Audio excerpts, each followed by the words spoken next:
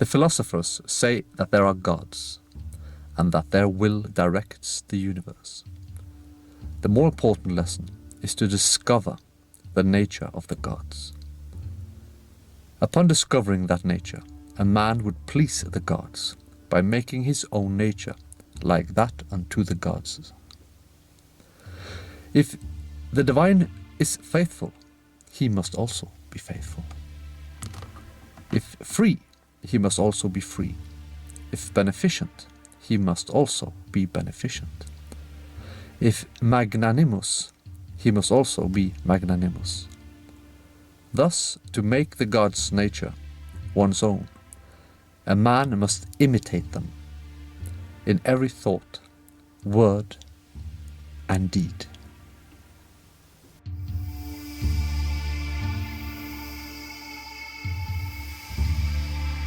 Romans tell us that the Gauls collected the heads of their enemies. However, the Romans can also tell us that the Gauls told the Romans that no, these were not the heads of their enemies. These are the heads of our forebears.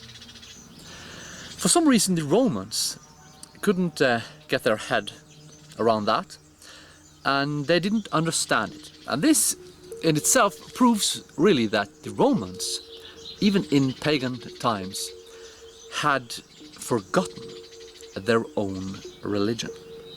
Now, if you look at the graves from Gallia, you will see that a lot of the skeletons found in these burials are missing two pieces. They're missing the skull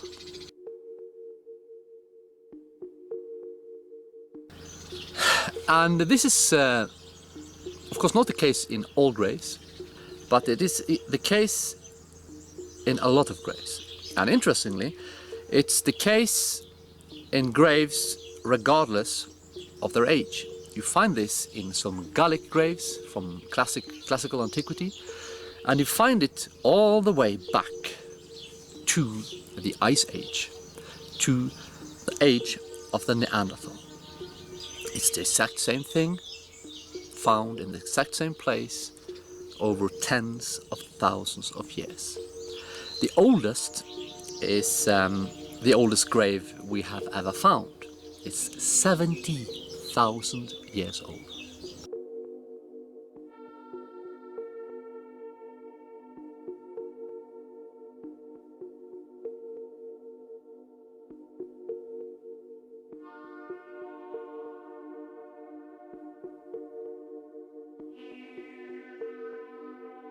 Is a Neanderthal religion. The European pagan tradition describes the human beings in different layers, so to speak. The leek is the body, the physical body. The vorder is this means guardian, but it's the life force. And this is associated with the leg, the lower leg. And this is what gives you life. This is what makes you alive. This dead branch has a leek. And if it's alive, it also has a vorder, meaning life force. Plants has both these layers.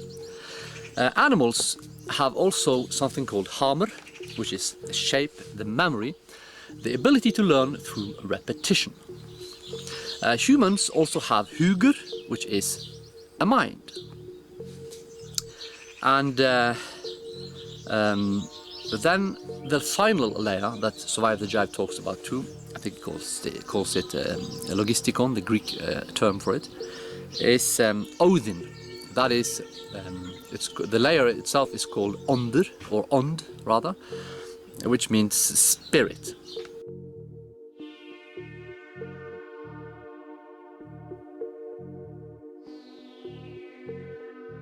So what they did when they were to be reborn, they went into the burial mound, which explains why they have an opening to the burial mounds. Of course, before that they used hollow trees, they used caves. And they went into the grave and they collected the thigh bone from the dead to bring it back to life, or to take his life force back to life.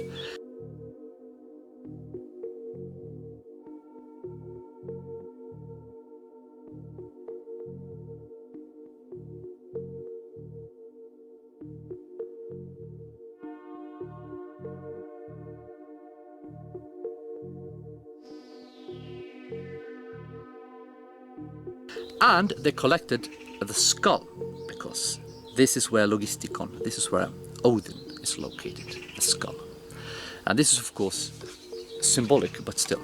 So they would collect the thigh bone and the skull from the grave in order to become the person in the grave. And when you did, you were reborn. And the burial mounds are of course symbols of the stomach of the pregnant woman. The opening is the opening from whence the child comes. And we know this birth from Håvamål, when Odin hangs in the tree of life and is reborn. And of course this is the skull that they drink the sacred mead from. This is the head of the ancestor.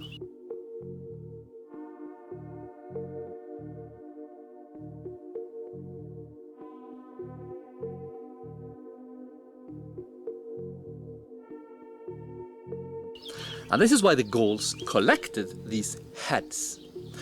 And they did this around the age of 7. Before that, they were not, they didn't have a proper name, so they would be called something like by an animal or something like that. But when they were 7, they would enter the burial mound or the cave, the Mithraeum, and they would become that person in the grave. They would become themselves, because that was the purpose. They would find back to themselves. And as we can see from the burial mounds, if you go check out archaeology, you will realize that what I'm saying is actually true. The burial mounds are very often missing the skulls and the thigh bone.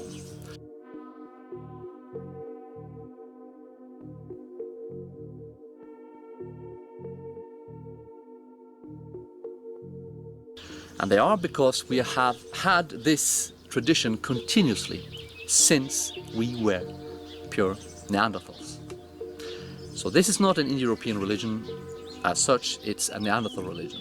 And I agree with Survive the Jive, who says that the highest element of the soul is Logistikon, that would be Odin, and this is the collective, the divine that penetrates all of us. This is Odin, Tunaheimash, the world of hunger. Also known as the hideous hunger, is the domain of the Etins. It is not a realm as such, but a name used for all the areas in all the human realms of Thule, eaten up by the destructive power of the Etins. The deepest forests, the largest bogs, the tallest mountains, the most dangerous seas, and the other unsafe places of the earth. Everything eaten up by the power of the Etins has changed. The trees have become unnatural, twisted and grotesque. Many animals larger and more aggressive. Men more savage, the air colder and the weather wilder. At the center of this domain is the deity Vumyash, also known as Belethorn, and his lair. You know that you have entered Etunaheimash by the change in atmosphere. There is silence, as heard nowhere else, often broken by distant shrieks and screams from all sorts of dangerous creatures. And the sky itself has a strange glow when seen from Etunaheimash. Etunaheimash is a very foreboding place and is home to a number of strange phenomena seen nowhere else in Thule. These phenomena most often appear as from nowhere, without any warning. You don't always become aware of them until it is too late to avoid their effects. Making a map of the phenomena is impossible because they move about and disappear as quickly as they appear. Nobody knows from whence they come or whither they go when they disappear, but it is assumed that they are a result of Balathorn's alien influence in Etuna Heimash. The phenomena are known as Call of the Kraken, Atin Earth Star, Nightmare, White Web, Ice Wind, Sunstorm, Malaria, and Vertigo.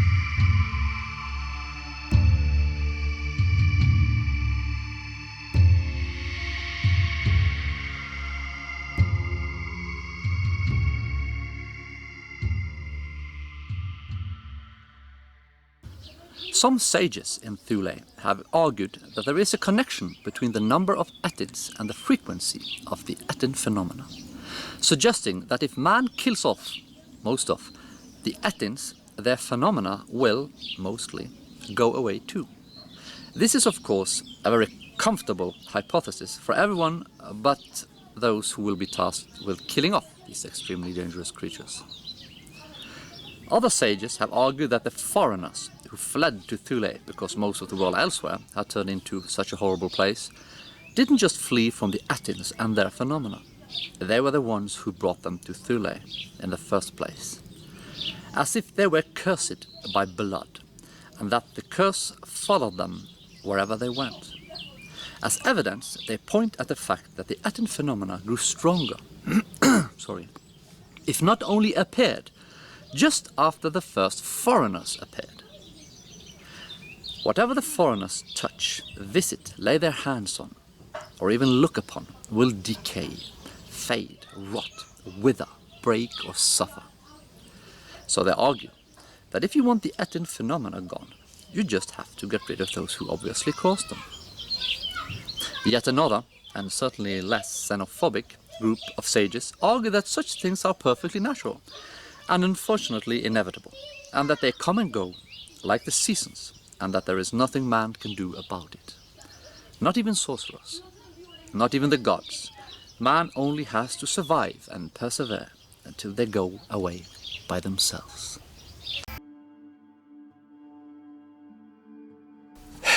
In this book by Michel Audin called Le bébé est un mammifère, meaning the baby is a mammal. Michel Audin, a doctor, explains how the mistreatment of children influences their mentality greatly. I'm sure you all know how dogs become aggressive and violent and unpredictable when you mistreat them when they are puppies. And the same is the case for human beings. So and even the smallest things matter. From taking the child away from the mother during the first few hours of life, or refusing the baby to have breast milk in the first few hours and so forth. All of this influences the mentality of the child permanently. Even cesarean incision influences this. And the worst thing you can do, the absolutely worst thing that you can do to child is of course to physically abuse the child. This will break the child, so to speak, and turn it into, when it becomes adult, a violent, bloodthirsty, unpredictable creature. And when you know this, then you have to take into consideration how some cultures mutilate young boys from birth. Michel Audin says that all civilizations have done so in some way, not circumcision, but somehow mistreated the children to make them aggressive, because they wanted them to become aggressive, they wanted them to become good soldiers for the civilization. But primitive societies didn't do this, because they were not about, conquest and murder and genocide. So what's the purpose of high festivals and traditions and ceremonies? Let's find out. I would say that, generally speaking, the purpose of these things is to enable you to participate in something that your forebears did, and thereby enable you to awaken the memories of previous lives. You have done it before, and when you do it again, you remember. In order to survive, we had to stop being a problem to nature. Otherwise, nature will get rid of us. Nature is stronger than us.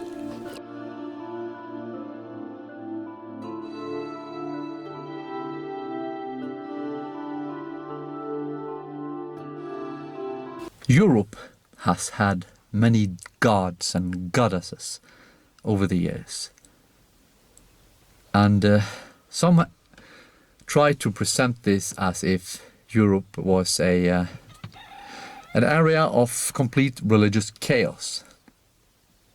But was it really so? Let's find out. There is a subject called comparative mythology,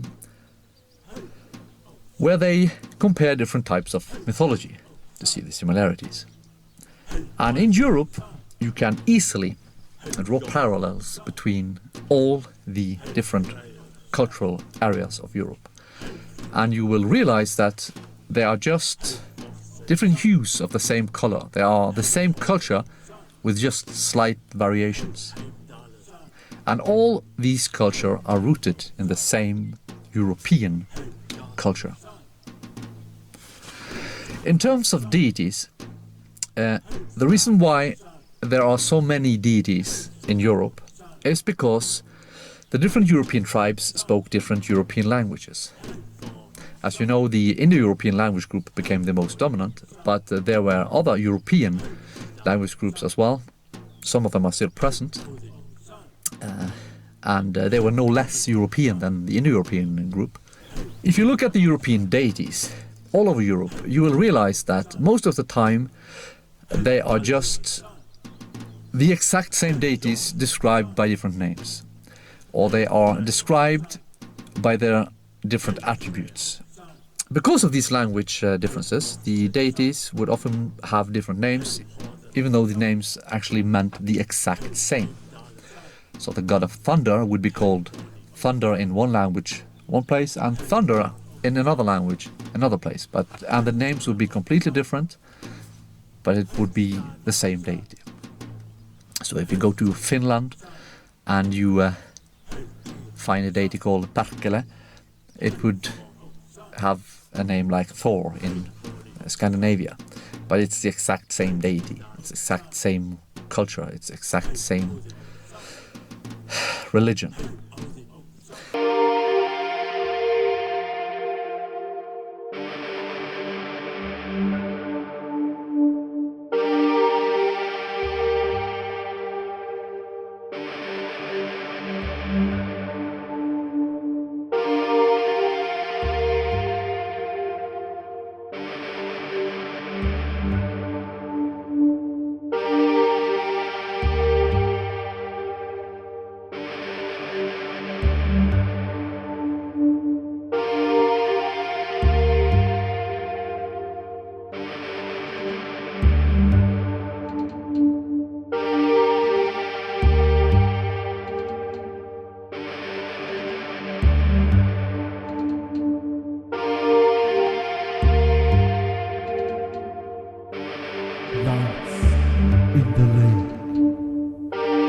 flickering phantoms, dances in the deep, wild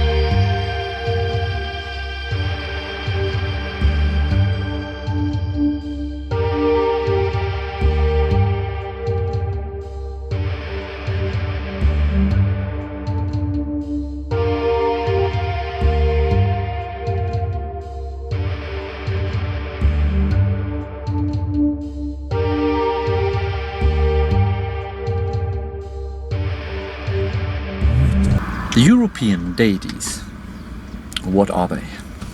Let's find out. There are many different ideas of what a deity is. And in our European tradition, the deities are symbols and keys, really, to understanding of reality. The deities are also there to obscure reality, because knowledge should be obtained gradually and according to your intellectual and emotional level. For example, in relation to the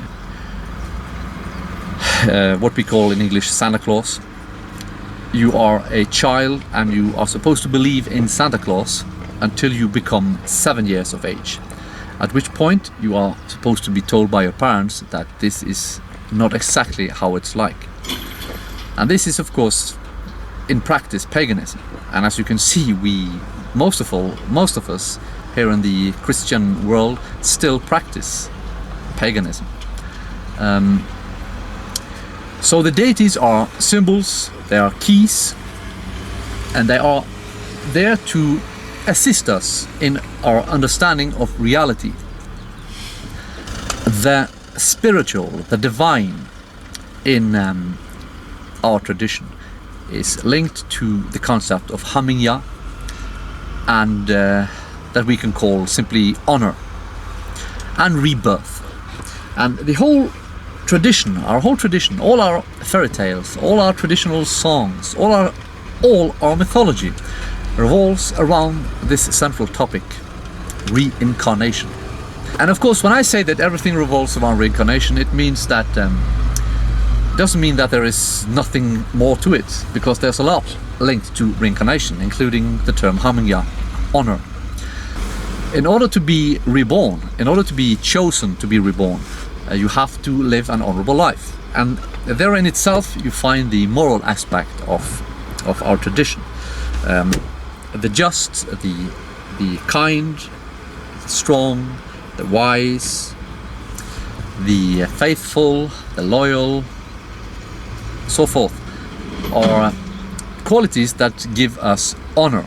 And the roots of our tradition stems back to the age of the Neanderthal, and you can find all the basics about this in my wife's series called The Bear Cult. She has made, I think, 7 videos on her channel where she explains the concepts surrounding this very, very old tradition that we still have.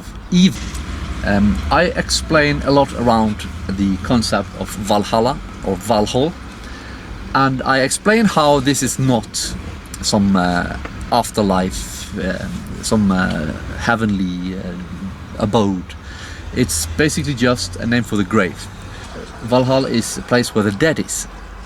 But as she explains, Valhalla is actually not just the grave.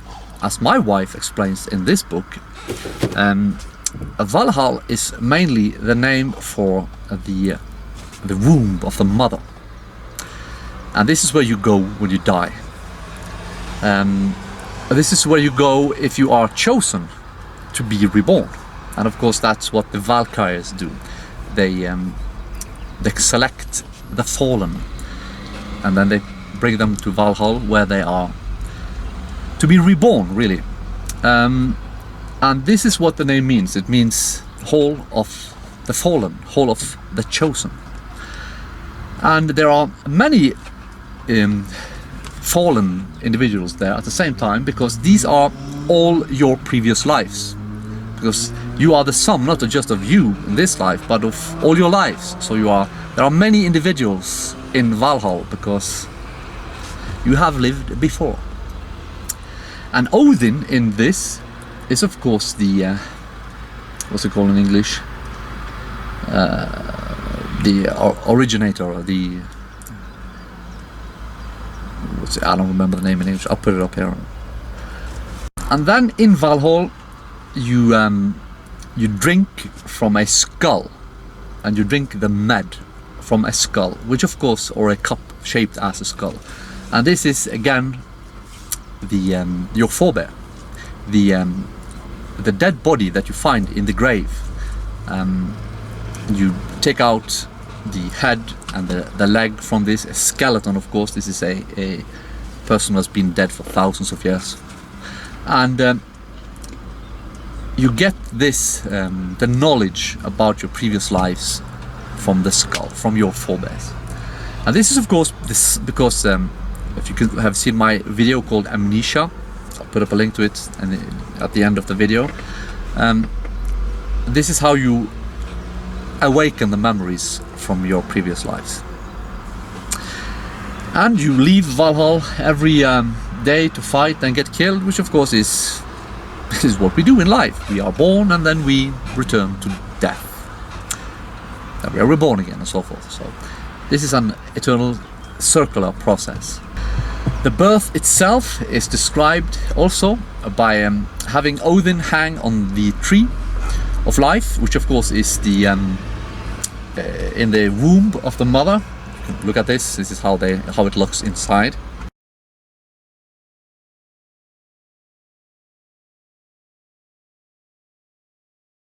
As you can see, this is an image of a tree, and Odin is the same, really. It's the originator. It's you, but you stem from him, so you are him, and you are born, and that's what this myth is all about. Odin being born again and leaving Valhalla, and then when he dies, he's chosen by the Valkyries to be reborn again. So this was just an example of a couple of myths unveiling to us really how our own tradition revolves around the concept of reincarnation. In order to be chosen to be reborn, you have to have honor. And as I explained, honor, you can gain honor from a lot of things, but this honor is linked to you. This honor, in a sense, is you. This is what enables you to be immortal. This is what elevates you to the divine. This is what makes you immortal. Your honor. It's called hamingja in Norse, and this means from the term hamgenga, or Proto-Nordic hamagange, which means that you walk in shapes. And that is of course that is you, the spiritual you, walking in shapes, in the sense that you are taking new shape. For every life you take a new shape and you walk in shapes. You are alive in different shapes. But the hamingja, that's you, that's the core of you. Your bodies are just your shapes that you walk in.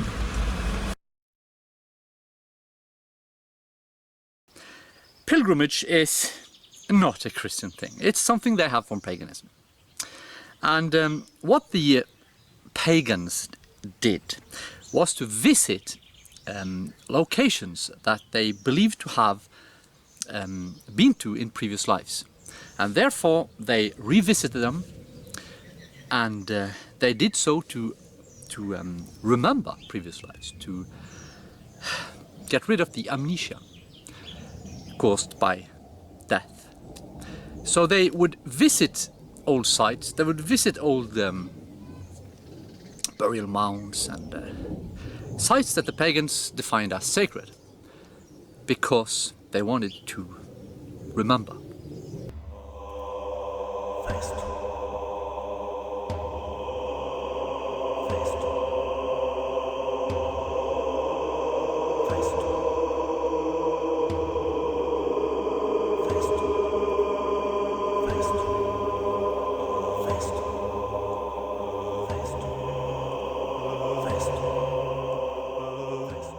The best thing you can do, if you are Iberian or Illyrian or whatever, is to visit the sacred sites of your ancestors.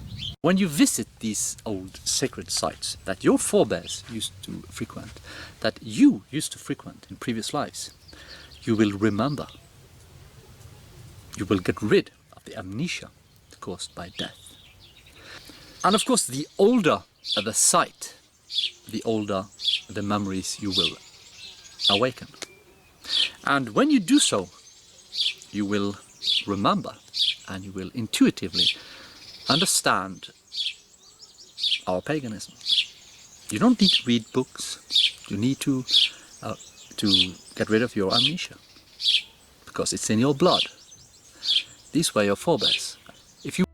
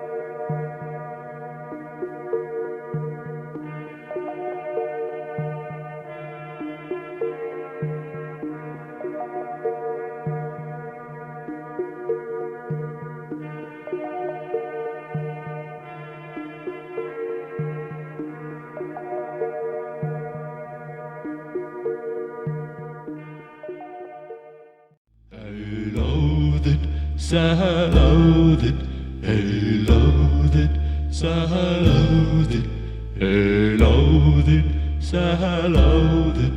loaded, loaded, loaded, loaded, loaded, loaded, loaded, loaded, loaded,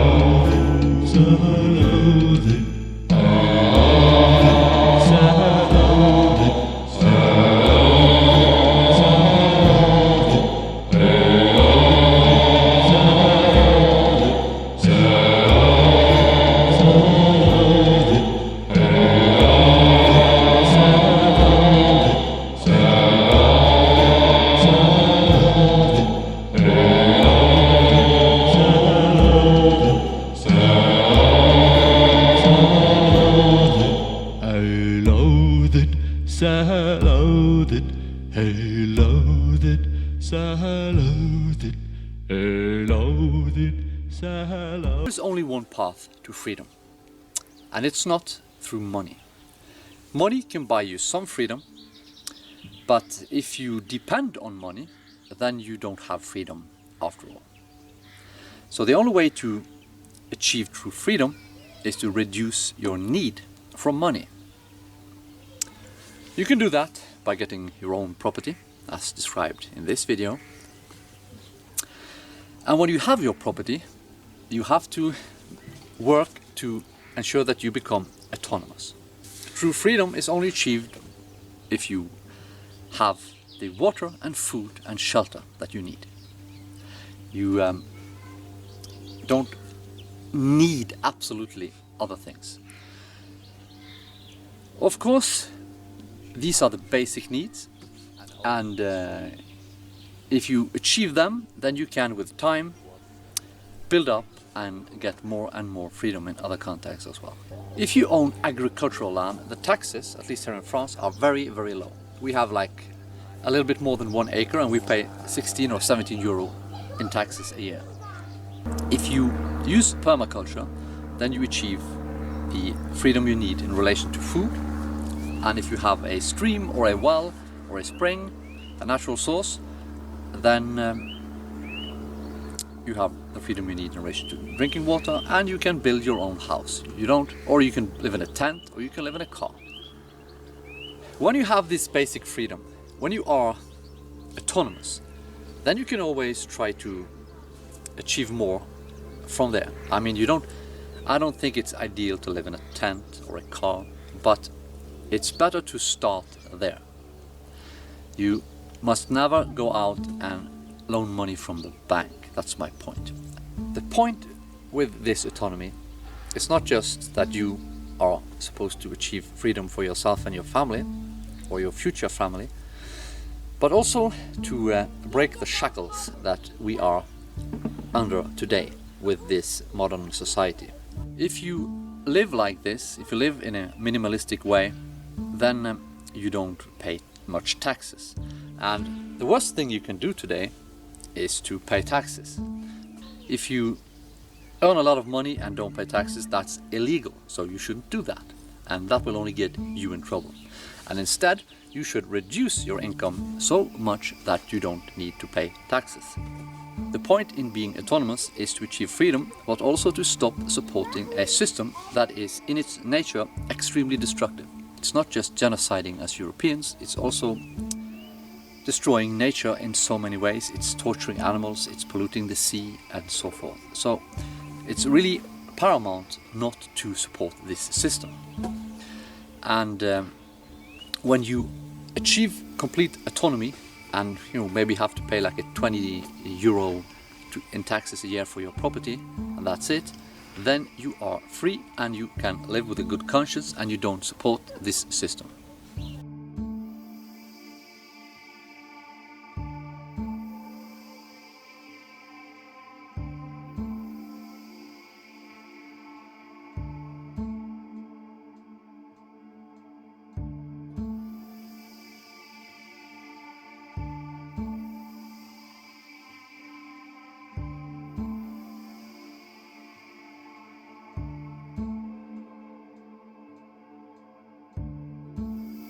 The system is instrumental in our destruction, and we should not support such a system. A dear European man, am I exhausted today? Let's find out. Yes, I am exhausted. And I am exhausted because I've been doing something very wise, namely plant trees.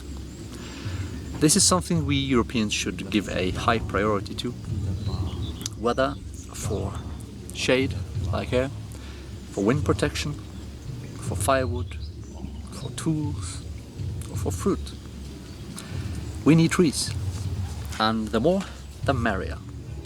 And the bigger the variety, the bigger the diversity, ooh, terrible word, the better. Let's travel to the mountain. Let's travel underground. Let's travel to the realm of day.